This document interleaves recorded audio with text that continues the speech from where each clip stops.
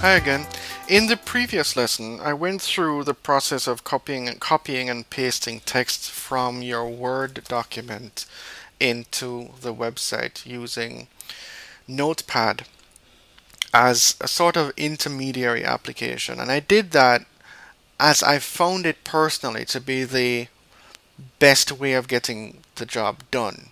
Now, it had obviously some limitations. Firstly, any formatting that existed in the Word document was removed. Now, that's a good thing in that the fonts, for instance, that are used in a word processing application are not web friendly. They don't work in a web browser.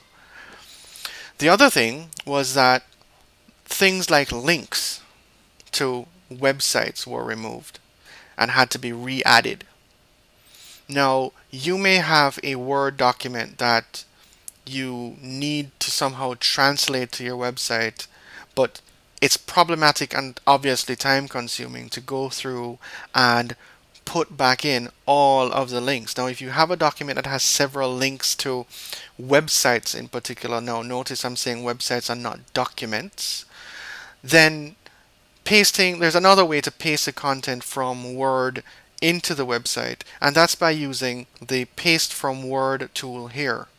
Okay, now I'm going to delete this text. I'm again using the About Us page as an example. I'm going to delete the text that was there originally. I'm going to go back to the Word document that I had. Okay, now I'm using a font here that's obviously not web friendly. I'm going to select all of the text, press Ctrl A, then copy. That could also be Ctrl C. I'm going to minimize. I'm not going to use Notepad this time. I'm simply going to go to the Paste from Word tool, click that, then then paste the text in, pressing Ctrl V as indicated here.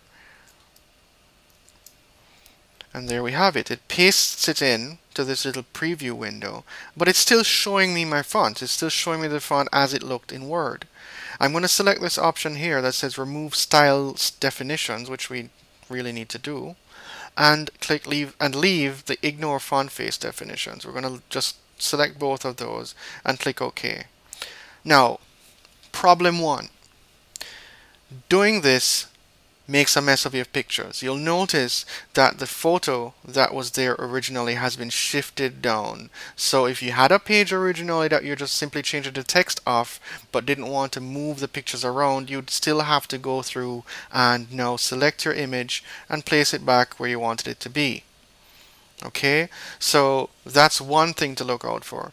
Problem two is we still have the colors and some of the font sizes that were in the original Word document. For the most part, everything else looks like plain text, but this paragraph is still blue. So what you have to do in a case like this is 1. Change the font to Arial. 2. Select the paragraph and change the font to font size. Let's say we're going to use extra small, and that's also a problem. You'll notice it's not perfect. Okay, it's definitely not perfect. Okay, we're getting underlines going right across here. Alright, so it can be problematic, obviously. Let me undo a bit. But with some tweaking, right, which can be time consuming, you can get this looking the way you intend it to look, which is really like this. Now, the good thing, if there's a good thing to be had in all of this, is that your links, for instance, the UNFPA link or the CARICOM link from your Word document, right? These are here. Those are translated automatically. So if you select UNFPA, go to the Insert or Edit Link icon and select it, the link is actually here. So there's no need to redo this. So I'm going to cancel this, and I'm going to delete this text now. We've gone through pasting from Word. As I said, the only main limitation is that you have to really go through now and figure out how you're going to get all of these fonts, the font sizes sorted out. Pain in the neck. And this is a problem, I should tell you, with Word and not with the editor. The editor has certain limitations, but there are things that Word puts into its documents that's proprietary to Microsoft which do not translate well to the web. Now, overcoming this, the other step is, I'm going to delete this again. Alright, I'm going to delete this text. Actually, let me refresh the page. Just give me 1 second, let me refresh.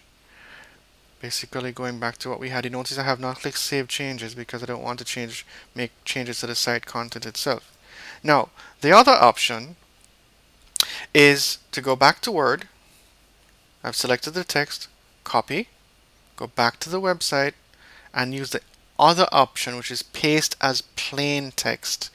This attempts to do the same thing that I did originally, which is to copy which was to copy the text from Word into Notepad, stripping out all formatting, all font instructions, all sizing, all colors, etc., and pasting it in plainly into the RTE.